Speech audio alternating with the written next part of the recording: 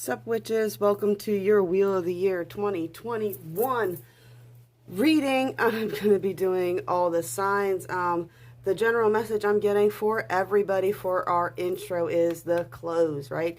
We're closing out some major cycles from 2020 for sure. This is ending years and years of turmoil for some of us and beginning a whole new cycle. What we'll be doing today is I will be starting with January and then working our way all the way back around to December 2021. Still getting used to saying that. And, yeah.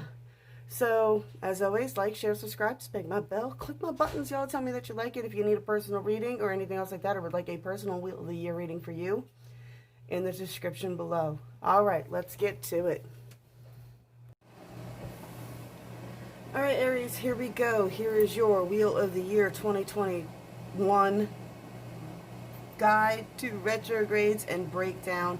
Just a brief tarot run of your year. One card per month, and let's get into it. All right, so this is going to be for Yule 2021. We are moving into January 2021 right here, right? We have the Eight of Wands, which is bringing, and you're hitting the ground running, right? Lots of change, lots of movement, lots of things happening for you. But I will say, as you move into February, we will be moving into this weird twin energy again, at least for Aries, okay? And whether it's twin energy or twin-like energy, and I say that because the twin energy really is more of a frequency. It's that collective connectedness feeling. You'll be moving back into that energy as you feel yourself making progress and feeling connected. And you're really going to start, by the time that Mercury retrograde lets up at the end of February, moving into March, you're going to be finding a lot of progress and discovery upon your path, right?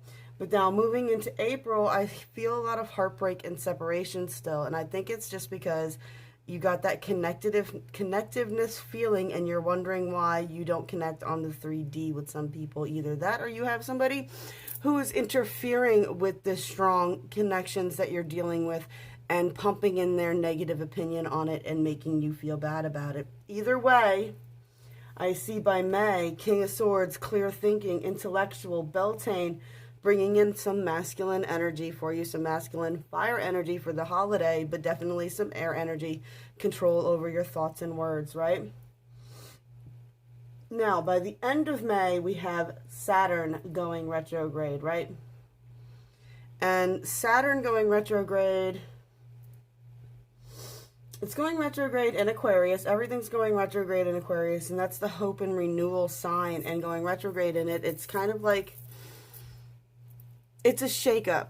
The renewal is the renewal of dreams and ideas into directions that you probably never even thought you could go into. And that's really what that world energy is bringing in.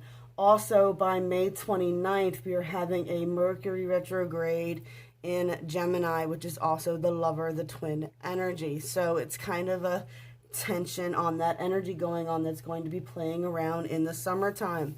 Gonna call it hot girl summer for nothing. Feeling single makes you, you know what I'm talking about, guys. Feeling all buffed out, feeling good about yourself, feeling, I'm going to look at it as more of like feeling yourself than actually feeling the connections, right? Really falling in love with yourself again. Because you immediately move from June to July into the Ten of Pentacles. Now, also in between these two, we have Jupiter and Neptune going into their retrograding cycles. And now how could that possibly be a good thing? Well, Jupiter is going retrograde from June 2nd until all the way until October in Pisces, starting at 2 degrees, retrograding to 22 degrees of Aquarius, and then going back to 2 degrees of Pisces. So that's a lot of that 2-2-2 balancing, manifesting energy that is a possibility to be working with that retrograde. Retrogrades aren't a bad thing. They are a moment to stop and reflect on certain key situations that they're retrograding in. They don't have to be a bad thing unless you make them a bad thing. If you make them a good thing and work them to your advantage, you will make a lot of progress. This is the time to do shadow work in those areas, right? Pisces, the dueling fish. Aquarius, hope and renewal. higher perspective, looking at it from a different angle.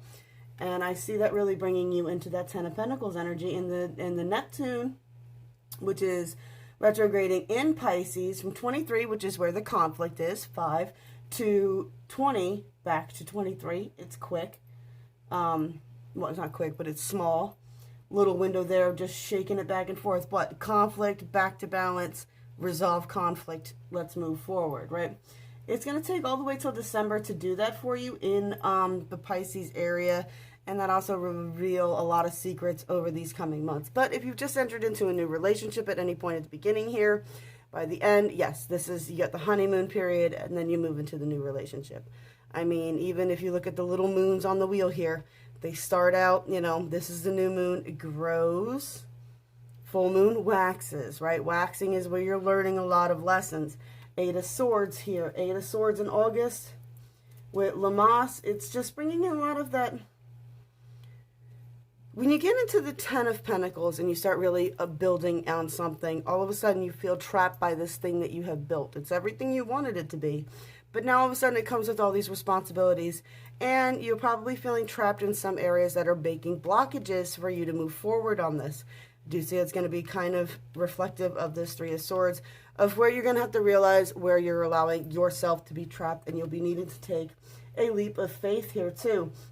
In between these two cards, we have on August 20th, Uranus going retrograde. It'll be going retrograde to the beginning of January every year, guys, every year with this one. And yeah, it's about taking that leap of faith. It's about doing the unexpected, doing, you know, not starting something new. Starting something new in certain areas, and renewing, you know, your passion for this person.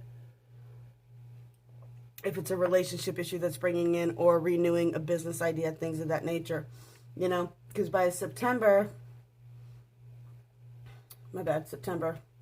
by October, so now in between these two, we have another Mercury retrograde, this time in Libra.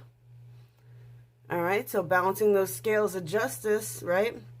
I see where I'm trapped, I take a leap, I balance out those scales of justice, and now I'm into this 3 of Cups, friendship, community, celebration energy, right?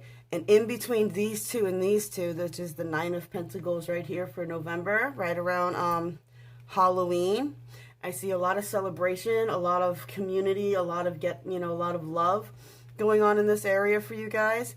This is the 9 of Wands. I know a lot of people say that that's like, oh, it's a defense card and da-da-da-da-da. No. This person, look how beat up they are. Yet they continued to build everything that they wanted, despite everything that was happening, despite all the setbacks, despite all the retrogrades and craziness and the dynamics of relationships and people and everything else. The world that you built around you is something tangible that you can defend, right? And then by the time we come into you got the Hierophant here, which is all about you built all these new traditions, all this, you've built the new program for yourself. All year breaking out of these programs. You probably spent the last several years breaking out of these programs. By the end of 2021, I see you building a whole new set of traditions. And just for fun, in 2021, the 12 days of Christmas or Yule will be gifted with a Venus retrograde in Capricorn. From 12/19 all the way until the first week of January, you will have a Mercury retrograde in Capricorn. So this is going to be a time of, you did all this, you defended it, now you're in this set of new traditions. Will you break these new traditions? You will be tempted. Your heart will be tempted to fall into toxic connections, old toxic connections. Venus is where a lot of exes slink back in. Venus is, yeah, it's your heart, and it's people that are able to pull on your heartstrings. And with that retrograde at 26/8, the infinity, the infinity, boop, boop, boop. How many times are you going to make a turn and yet curve yourself right back to the same spot that you've always been? Create new traditions or fall right back into the old cycles. All right, Aries, for your main message, we got the Five of Cups. In 2021, to survive all these retrogrades and things, do not focus on the 3 spilled cups. Focus on the 2 of Cups connection. Focus on the community connection. You know what I'm saying?